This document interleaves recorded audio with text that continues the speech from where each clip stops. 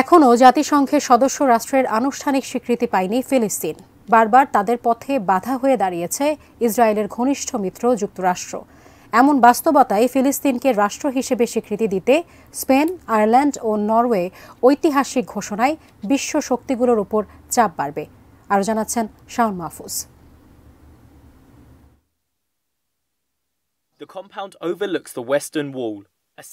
দ্বিতীয় বিশ্বযুদ্ধের পর ফিলিস্তিনের মাটিতে যখন দুটি রাষ্ট্র গঠনের সিদ্ধান্ত হয় তখন ভূখণ্ড হারানোর শঙ্কায় পড়ে আরবরা।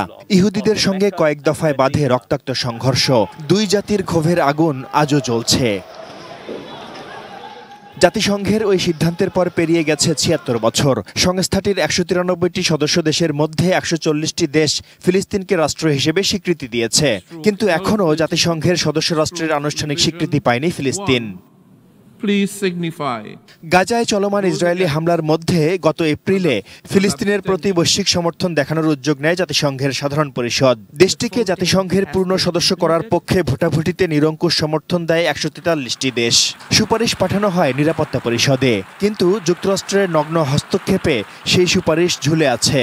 এরপর একই মাসে ফিলিস্তিনকে পূর্ণ সদস্যের মর্যাদা দেওয়ার বিষয়ে ভোটাভুটি হয় নিরাপত্তা পরিষদে, কিন্তু ভেটো দিয়ে তার নির্লজ্জভাবে আটকে দেয় যুক্তরাষ্ট্র।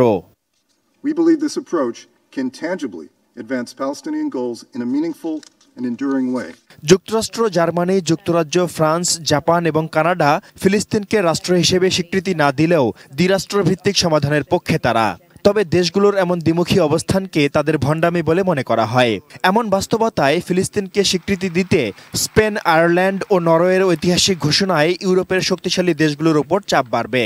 স্লোভেনিয়া ও মাল্টাও ফিলিস্তিনকে স্বীকৃতি দেওয়ার পরিকল্পনা করছে। Shaon Mahfuz, desk report, ATN news.